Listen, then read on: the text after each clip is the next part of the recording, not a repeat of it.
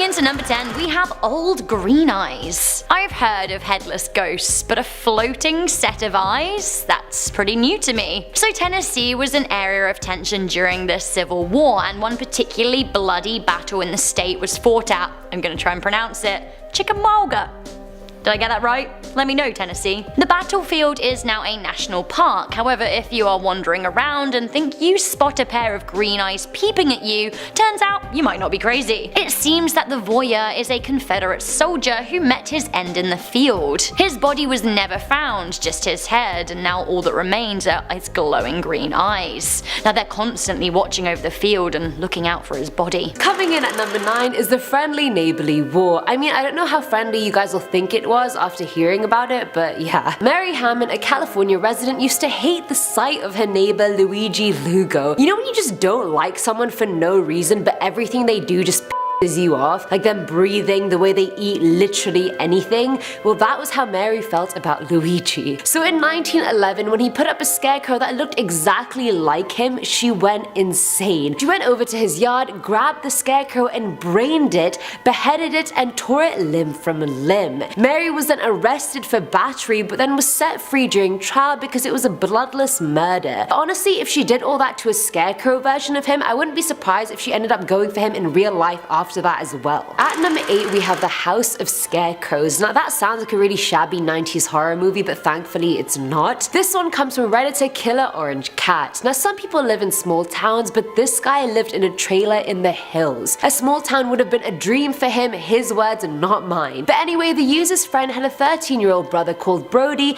and they all thought it was high time for him to learn how to drive. They took the user's car, put Brody in the front seat, cracked open some beers and went on their way. The roads they were driving on had no streetlights, and the roads themselves were poorly maintained and very old. The boys were shooting mailboxes with a BB gun for fun, and they found a gated house that seemed long abandoned, and the boys started shooting the gate, as you do. The gate was locked with a padlock, but they managed to break it open with a bolt cutter. The car drove in and illuminated a very old looking house and a bunch of shadowy figures in the yard. Somehow, I don't know how, but somehow the car got stuck behind something and everyone got out to try and unstick it from its area. When the user finally looked at the yard with a flashlight, he was horrified. He saw dozens and dozens of scarecrows. I'm talking different sizes, different outfits, different genders, and it wasn't just a shirt and a hat. They were properly dressed in recognizable outfits. Some were in dresses or suits. There were even children's scarecrows, which were the creepiest part. It seemed to be depicting a party of sorts. Either way, just as he was taking this in, his friend shot one of them in between the eyes, or in between the buttons, if you will, and that was the end of that story. Filling our number 7 slot is the floating hat. Now in Beaufort, Australia, a couple of kids thought they could pass their afternoon by throwing stones into a nearby reservoir. This was 1908, before you say why didn't they just play with their iPads or whatever. This is when people actually still went outside. Whilst throwing the stones, they saw a coat and hat floating in the water and just assumed it was a discarded scarecrow and proceeded to use those as target practice for the next 2 hours. After some time, the boys decided it would also be a good idea to check out the coat and the hat, so they did. They found the body of John Cuthbert's son, a retired engineer who had previously said he was done with his life. Police guessed he drowned himself and the stone throwers were never questioned. But I love how the first thing they thought to do when they saw something human shaped in the water was throw rocks at it. At least check first, kids. Now at number 6 is a scarecrow in the cornfield. Now this one's also from Killer Orange Cat. Apparently living in a trailer in the middle of nowhere lends itself to a lot of scarecrow stories, which I appreciate,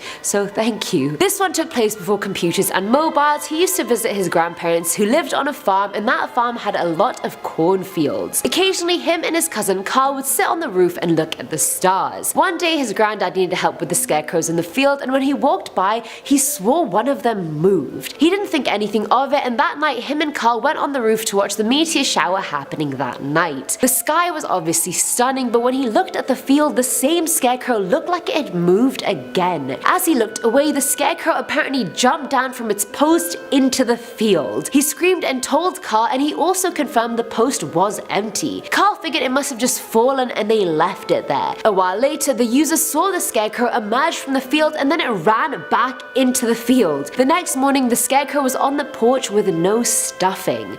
Right, remind me to never visit a cornfield for this very reason. Coming in at number 5 is Mr. Rogers. Now this one is slightly funnier than it is scary, but I thought number 5 may be a good halfway point for some comic relief. In 1903, BC Rogers and his wife were on their way home via horse and buggy, and they were riding along a river. They were looking at the riverbank and saw a woman and a little boy standing there, but then all of a sudden the boy lifted the woman and threw her into the water. Mr. Rogers, the noble man that he was, stopped his horses and tried to find the woman but couldn't see her anywhere. The boy had also disappeared, so he had no idea what to do. He ran to the nearest village and asked 2 men to help him find the woman's body, but again they came up empty-handed. He went back to the buggy and went to the nearest farm and spoke to the farmer there about the incident, maybe thinking he might know where the body was. The farmer ended up telling him that his grandson had gone to the river and disposed of an old scarecrow by throwing it in the river, essentially making his whole day's effort good for nothing. But I feel like there are better ways to dispose of a scarecrow rather than just throwing it in a river.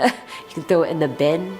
You can burn it, I don't know. At number 4 is the BADEN Regiment. It's common knowledge that troops fighting for any side had to think of creative ways to stay alive during the war. So in 1914, towards the start of World War I, French troops were on the move, but so were the German BADEN Regiment. To survive another day, the French decided they had to do something drastic. Using the fog to their advantage, they went and got a bunch of debris and sticks from a nearby field and made scarecrows out of them. After putting their own hats on the scarecrows in the thick mist, they looked like helpless soldiers. Some troops were sent to lure the Germans to the field, and when they saw the scarecrows, they charged. They fell into the trap hard and they were surrounded from all sides by the French, and 100 of them were killed. After that, using scarecrows and dummies became a lot more common in war practice. If that was me, I would have been so that I got myself lured into this trap and it was just a scarecrow. Like, I would have been shooting myself in the foot, but I wouldn't have had to because the French would have been shooting me all over anyway, so there's that. Filling our number 3 slot is the missing corpse. Now in Wales back in December of 1953, a group of workmen were clearing some fields, which meant basically finding and throwing a bunch of debris into a bonfire. At one point they found an old scarecrow stuck in some undergrowth and decided to just toss it into the fire as well. But as the clothes started burning away, the men started seeing bones being left behind. Confused as hell as anyone would be, the men went back to where they found the scarecrow and did a little more exploring and came upon a set of false teeth and a skull. Obviously it was too late to save anything from the bonfire, but the police did manage to identify the body based on the dentures. They belonged to 66-year-old Ethel Winifred Collins,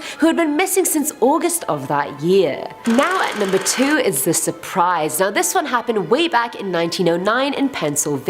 Maud Hefnagel was walking through a cornfield with her friend on the way to church when she saw something lying on the ground. She assumed someone had knocked over her dad's scarecrow, but when she walked over, she screamed and full-on fainted. To her horror, she found the mutilated body of her father on the ground. Her dad was walking home on the same path and was attacked by a bunch of men, and he failed to overpower them, and he was hacked to pieces. His money was taken, anything valuable he had on him, everything was basically taken. A robbery that took a very twisted turn. The story ended up being printed in newspapers all around the country. I would also probably faint if I was going to a patch of grass and thinking it was a scarecrow but it was my dead dad. I think anybody would. Maud, I don't blame you.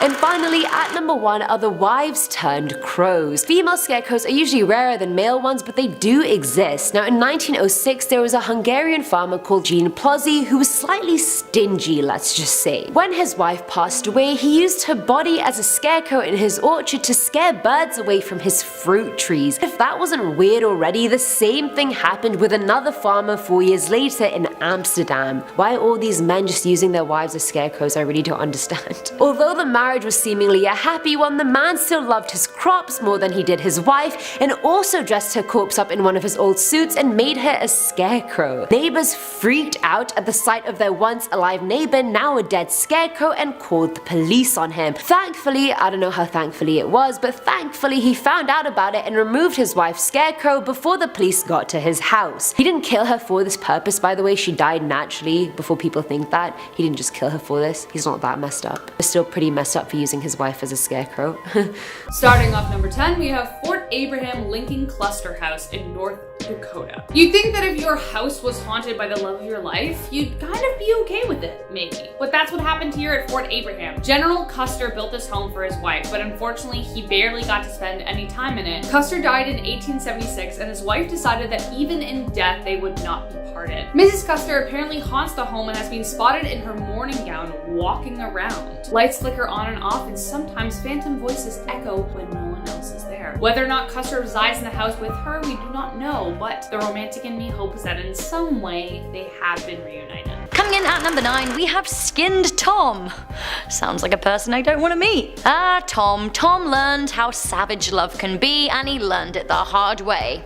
He learned it as his skin was being peeled off his body. Hip hip hurrah. Now let me explain. Back in the 1920s, a young man named Tom felt the first pricklings of love. He asked out a woman he had eyes for on a date, and she said yes. They took a trip to the aptly named Lover's Lane in East Tennessee, where the pair kissed, and more. Unbeknownst to poor Tom, his sweetheart was actually married.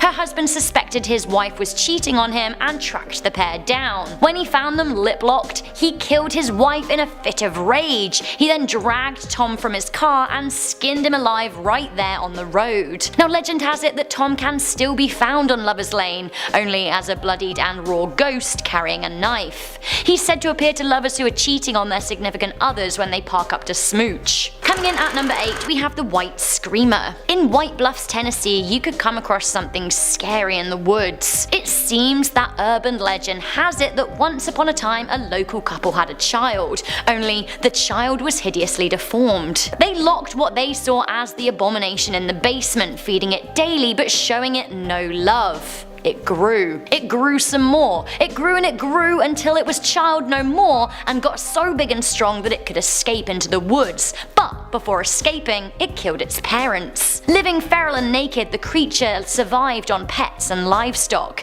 Indeed, locals have reported seeing a big white creature roaming the woods. Those who haven't seen it have often heard it. It seems that the creature screams a terrible high-pitched wail into the night. Coming in at number 7, we have the Witch of Concord Cemetery. Concord Cemetery is one of the oldest cemeteries in Coffee County and is well known to be haunted by a number of ghosts. Now the most famous is said to be Sadie Baker. Sadie was thought to have been burned at the stake by her community in the early 19th century for fear of being a witch. Honestly, how horrible. Now, in order to keep ill wishes from the ghost away, locals are said to leave coins by her grave as an apology. If you don't make a money offering, it's said that she will haunt you in the graveyard. If you're feeling light of coin, maybe just don't go into a cemetery at night. Suggestion. Coming in at number 6, we have the Hell Tunnel. In Kingsport, Tennessee, you can find the Sensbow Tunnel, built by the Sensbow family and the government in order to allow traffic to pass. Legend has it that the tunnel was the scene of a grisly murder, the murder of none other than the daughter of the Sensbow family. It seems a robbery had gone very wrong and the intruder had stolen away a baby so that he was not shot at. He then dumped the baby in the tunnel and sadly it died. Now in the 1950s and 60s, rumours of the hauntings were strong. There were even rumours that more people had been murdered there. Locals who live near the tunnel warn people to stay away as the site has regularly been used for satanic rituals. Those who have been brave enough to venture through have said that they've heard a baby's cry and the shrieks of a woman. Coming into number 5, we have the Body Farm. Rumours have been circulating about a macabre scientific experiment in Knoxville, Tennessee. Locals wondered what a strip of private land was being used for, with hearsay declaring it a body farm.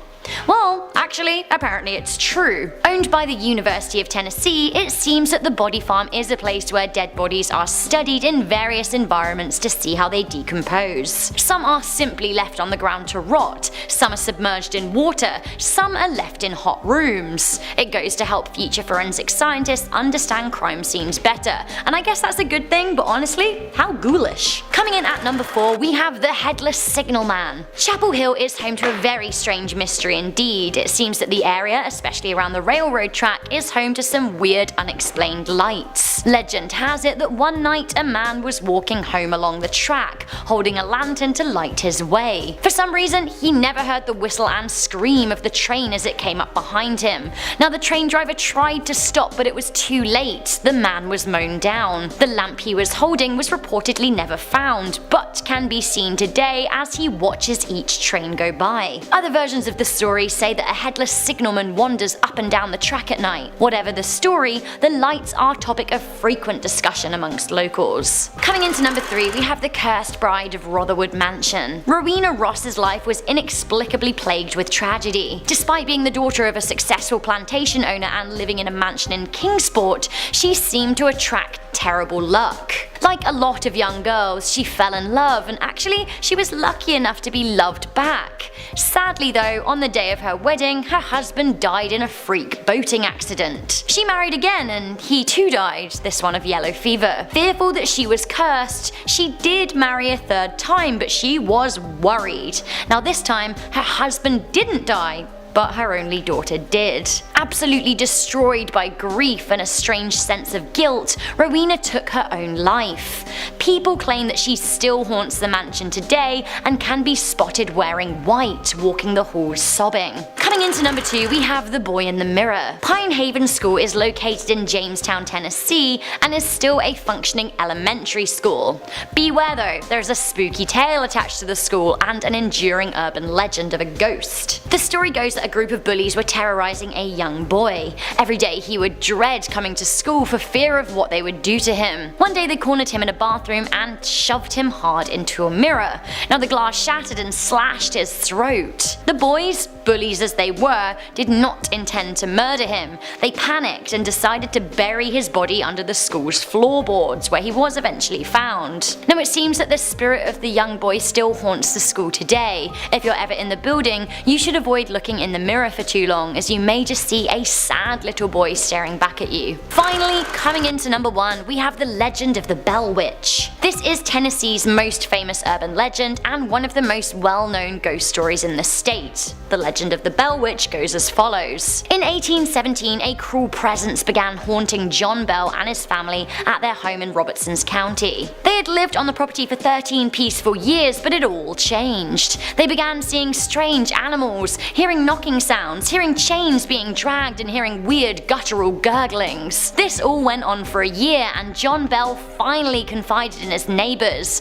A committee was formed to investigate what TF was actually happening. It seems that the witch began communicating with the crowds that formed to see what was going on. Their energy seemed to feed her and spur her on. Indeed, many say they spoke to the witch. It seems she knew details of the past and future, and she told those who asked that her goal was to kill John Bell and to make sure that his daughter did not marry a neighbour. John Bell died after a long illness in 1920, and eventually his daughter's marriage was called off. In 1821, declaring her work done for now, the witch said that she would leave for 7 years and then return, which she did. She came back to talk with Bell's son, saying that there was a reason his dad had to die, but she never disclosed her motives. She then fled again, saying she'd be back in 107 years, which would have been in 1935. Now, it is undocumented whether or not she did come back, but people still talk about the legend today. Starting us off at number 10 is Albert Engel. Now this one's pretty messed up, but we like to start these lists with a bang now, don't we? Back in 1916 in Wisconsin, Albert Engel impressed everyone in town with his very realistic looking scarecrow. So much so his neighbors went to his house to ask how he had made it. But when his family answered the door, they said that Albert hadn't been home for days. The next day, another neighbor heard about the scarecrow and decided to check it out. But the closer he got, the more he realized that something was just off. It wore a wide-brimmed hat, so you couldn't really see the face of the scarecrow, but up close the neighbor realized to his horror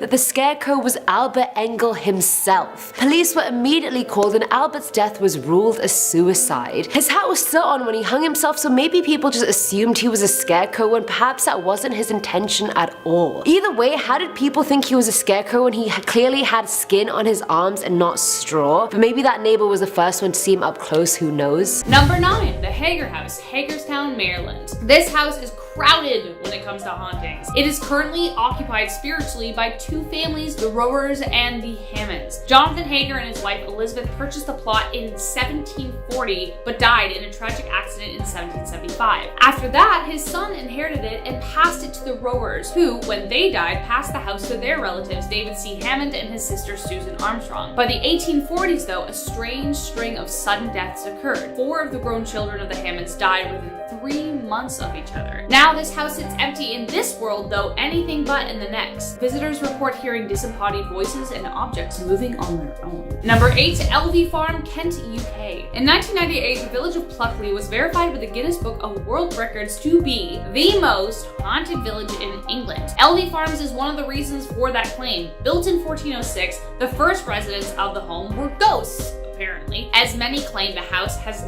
never been without them. Visitors report hearing footsteps creaking around the house, which some say could be Robert Dubois. Robert Dubois was a highway workman people say preyed on the villagers until he was stabbed for his crimes. But the spookiest occurrence that happens at the house is the one belonging to the tragic death of Edward Brett. Brett owned the farm in 1900 until one day he apparently said, quote, "I will do it," walked into the dairy farm and shot himself. Visitors report hearing a voice whisper those very same words before they hear footsteps leading out the door. Number 7, Monte Cristo Homestead, New South Wales, Australia. If a house ever has a tragic past, it is almost like guaranteed something sinister is about to happen. It's just a thing. It's one of the reasons real estate agents, for the most part, have to disclose whether someone died in the house or not. Superstitious or not, it does change the way people look at the place they're about to live. Be honest, guys, if you were told that somebody died in your house, what would you do?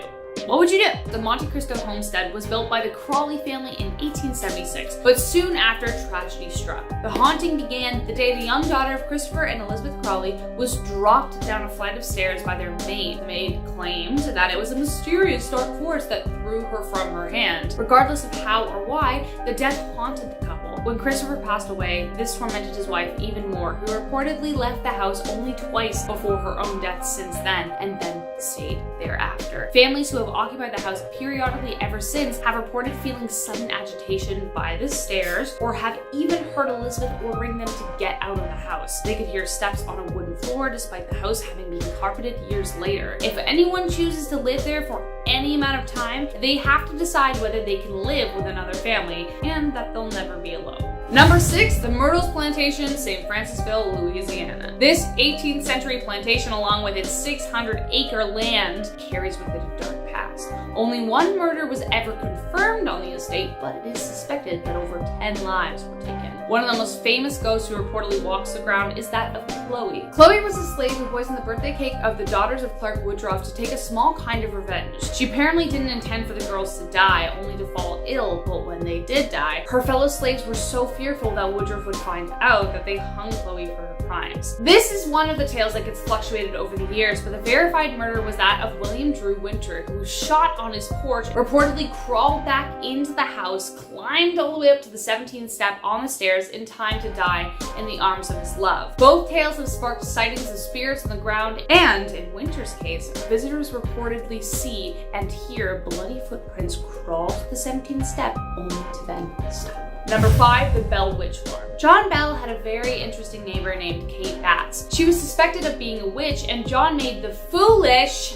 mistake of cheating her out of land. On her deathbed, Batts set a curse upon him and claimed that she would haunt the family forever. So, when he began hearing knocking sounds on the walls and the doors and chains being dragged around the house, he knew it was her. But then things started to get worse. His daughter began getting pinched and scratched, even beaten by invisible forces. Even John reportedly felt the stick being stabbed into his throat. John mysteriously died on December 1820, and many believe that Batts was responsible. For 200 years, visitors still report seeing orbs and hear talking and walking when no one is around. Could it be that Batts trapped the family with her to haunt the house for the rest of time? Maybe. But should you wish to visit, perhaps it would be wise only to view from from afar. Number 4, the Loretta Lynn plantation. In 1966, the same year Loretta Lynn's Dear Uncle Sam swept the radio, she bought this 1876 plantation. Despite rumors that 19 soldiers were said to have been murdered there in 1863, Lynn paid no mind. But soon after moving in, Loretta and her family, of course, began experiencing very strange interactions. Her son Jack said he saw the spirit of a Civil War soldier taking off his boots. Then her son Ernest reported seeing 2 soldiers standing at the foot of his bed. And there's more. Her twin daughter spotted a woman in white sobbing on a balcony, and this time Loretta saw it too. In order to solve the mystery, Lynn reportedly held seances in the house. But then her son Jack tragically drowned in 1984, and Lynn and the rest of her family moved out. She opened it up to visitors eventually, but requested that not a single object in the house was to be touched. If they did, it would come at a terrible cost. When a tour guide accidentally touched an object, they were shoved down the stairs by an invisible force. Apparently, the ghosts in the house agreed with Lynn's demands, or were they demands they made of Lynn? Either way, though it may be open to visitors, if you do visit, perhaps keep your hands in your pockets. Before we get to our top 3, guys, if you like this video, you know what to do. Do the thing, like the video, subscribe, do a little dance, enjoy it. I don't know, do what you need to do, but we love you for liking our videos. Number 3, the Basilica Axe Murder House, Basilica. This next house literally has a sign outside that says Axe Murder House, so I don't know, I guess it's nice that they aren't trying to hide anything. It's pretty transparent. The story goes as follows. On June 10th, 1912, Josiah and Sarah Moore, along with their children, were bludgeoned to death inside their home. It is one of America's most infamous cold cases. No one knows who did it, and the home remains preserved exactly as it was on the night that they died, besides the bodies. Though many report that their spirits remain. The house remains a tourist attraction, and there's even a steep price to pay should you wish to stay the night. There's no running water or electricity, so that's kind of charming. Besides the lack of running water and no electricity, the $400 fee, it may just cost you your life. Allegedly in 2014, a paranormal reporter stayed at the house, and at 12:45 in the morning, the owners got the call. The man was covered with stab wounds, which authorities later reported were self-inflicted. Whether or not someone drove him to it, no one knows. The owners reportedly had people stay there all the time for the same price and nothing happened, but apparently just this time something weird happened, so who knows? Maybe the ghost had had enough. Number 2, the Dandy House. Imagine finally walking up to your dream house, excited for what's to come next. And then somebody yells behind you, "What are you doing? You can't move here!" Which is exactly what happened to James Link the day he and his family moved into this beautiful farmhouse. Seeing the family move in, a neighbor drove by with this warning. Prior to Link, the Dandy family had been the owners from 1970 to 1974, and recalling the events they endured, their neighbor couldn't resist giving a heads up. Among hearing the typical disembodied voices and haunted footsteps, which belong to every haunted tale there is, they saw chimney bricks removed by invisible hands, and often their bodies would have inexplicable burns on them. The suspect no one quite knows enough about until one night the Dandies awoke to find a male spirit in a plaid shirt and blue jeans holding a rifle at the end of their bed. No thank you! Over the years, the family performed exorcism after exorcism, but the spirit always returned. The Links experienced the same thing, so they got the heck out of there, and today, the Dandy House remains a treasure trove for all ghost hunters. Number 1, the Old Arnold Estate. Okay, so we all know I'm a wimp. As I was writing this one, I was in my house alone, and I didn't want to move from where I was sitting, just in case my place was randomly haunted suddenly.